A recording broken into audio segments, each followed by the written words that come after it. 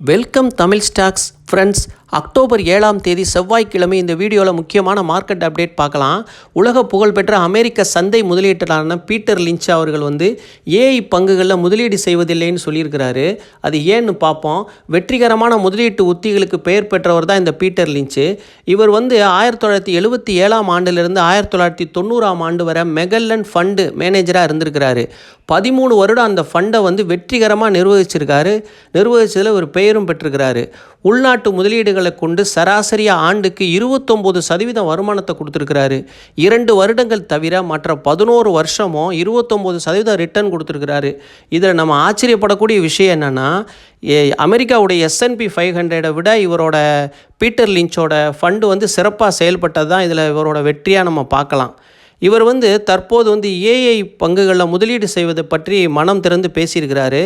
அதை பற்றி நம்ம பார்ப்போம். முதலீட்டாளர் ஜோஸ் ப்ரௌனுடன் நடந்த த காம்பவுண்ட் அண்ட் ஃப்ரெண்ட்ஸ் போட்காஸ்ட்டில் பீட்டர் லிஞ்ச் தெரிவிக்கிறாரு, சுமார் 8 மாதங்களுக்கு முன்பு வரை எனக்கு NVIDIA என்ற வார்த்தையை உச்சரிக்க கூட தெரியாதுன்னு சொல்லியிருக்கிறாரு. 2022 சாட் ஜிபிடி அறிமுகப்படுத்தப்பட்டதிலிருந்து மெகா கேப் தொழில்நுட்ப பங்குகள் உயர்ந்திருக்கு. இதனால் வால் ஸ்ட்ரீட்டில் உள்ள பல ஏஐ பங்குகள் உயர்ந்துள்ளன.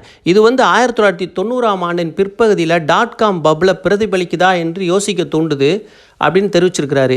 ஏஐ பற்றிய சந்தையின் நம்பிக்கையான கண்ணோட்டம் குறித்து நன்கு அறிந்து கருத்தை உருவாக்க தொழில்நுட்பத்தை பற்றிய போதுமான புரிதல் தனக்கு இல்லைன்னு சொல்லியிருக்கிறாரு.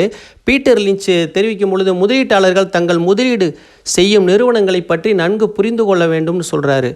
அதே சமயத்தில் மலிவான விலையை கண்டறிய மக்கள் விமான டிக்கெட்டை விலைகளை பல மணி நேரம் ஆராய்ச்சி செய்வதில் கவனம் செலுத்துவார்கள். அதே சமயம் முதலீடு என்று வரும்பொழுது பேருந்தில் கேள்விப்பட்ட சில பைத்தியக்காரத்தனமான பங்குகளில் $10,000 வரை கூட முதலீடு செய்வார்கள் என்று அவரோட வருத்தத்தை தெரிவிக்கிறாரு. மக்கள் சிறந்த நிறுவனங்களில் முதலீடு செய்வதுடன் அந்த நிறுவனங்களின் செயல்பாடுகளையும் நன்கு புரிந்து கொள்ள வேண்டும்னு அறிவுறுத்துகிறாரு.